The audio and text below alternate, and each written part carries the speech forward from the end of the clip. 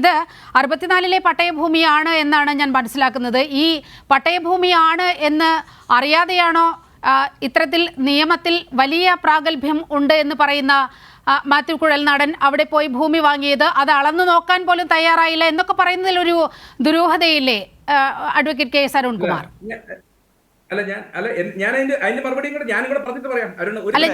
ഞാൻ അരുണിലേക്ക് പോയ ശേഷം അങ്ങയിലേക്ക് വരാം. അദ്ദേഹം ഇടുക്കി ജില്ലക്കാരനാണ്.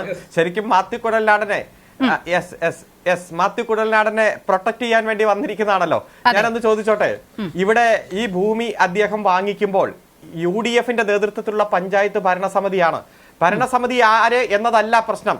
ഇവിടെ കൃത്യമായി 1964-ലെ ഭൂപതിവ് പട്ടയപ്രകാരം കൃഷി ആവശ്യത്തിനും താമസ സൗകര്യത്തിനും വേണ്ടി മാത്രമേ ഇത് ഉപയോഗിക്കാവൂ. അപ്പോൾ അത്തരത്തിലുള്ള ഒരു ഭൂമി അദ്ദേഹം വാങ്ങിക്കുമ്പോൾ ഇപ്പൊ പറഞ്ഞല്ലോ 2021 മുമ്പ് 20-ലുള്ള എഗ്രിമെന്റ് എന്നൊക്കെയാ പറയുന്നത്. അപ്പൊ മാസങ്ങൾ മുമ്പ് എഗ്രിമെന്റ് ആയിട്ടുണ്ടെങ്കിൽ മാസങ്ങൾ എടുത്തിട്ടും ആ ഭൂമി അളന്നു നോക്കുന്നില്ല, ഒന്നാമത്തെ കാര്യം. രണ്ടാമത്തെ കാര്യം, ആ ഭൂമിയിൽ കൃത്യമായി റിസോർട്ട് ഒരു കാരണവശാലും അനുവദിക്കാൻ പാടില്ലല്ലോ, അതിന് അപേക്ഷ പോലും കൊടുക്കാൻ പാടില്ല. ഗസ്റ്റ് ഹൗസ് എന്ന പേരിൽ അപേക്ഷ കൊടുത്ത് ആ ഗസ്റ്റ് ഹൗസിന് വേണ്ടിയിട്ടാണ് ഭൂമി വാങ്ങിച്ചത് എന്ന് പത്രദൃശ്യ മാധ്യമങ്ങളുടെ മുന്നിൽ എത്ര തവണ ശ്രീ മാത്യു കുഴൽനാടൻ വിശദീകരിച്ചു.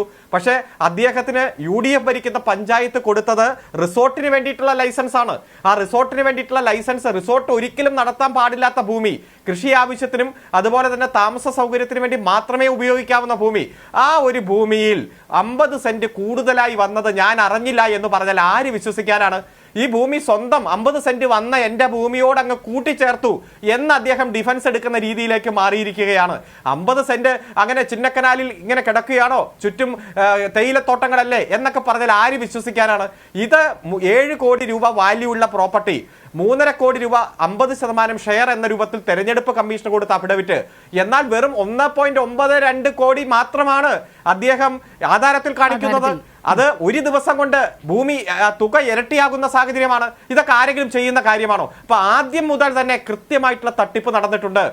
വലിയ ഭൂപതിവ് പട്ടയത്തിനുമായി ബന്ധപ്പെട്ടുകൊണ്ടെല്ലാം നിയമസഭയിലടക്കം ചർച്ച നടക്കുമ്പോൾ വലിയ നിലപാട് സ്വീകരിച്ച് പത്രസമ്മേളനം നടത്തി ഇടുക്കിയിലെ കർഷകർക്ക് ഗുണപ്രദമായിട്ടുള്ള നിയമം കേരളത്തിന്റെ ഗവൺമെന്റ് കൊണ്ടുവന്നപ്പോൾ അതിനെ തള്ളിപ്പറഞ്ഞ ബഹുമാനപ്പെട്ട MLA സ്വന്തം കാര്യം വന്നപ്പോ ഭൂമാഫിയയായി മാറുന്നത് ഗൗരവത്തോടെ ഞെട്ടലോടെ ഈ കേരളം കാണുന്ന സാഹചര്യമാണ് ഉള്ളത്.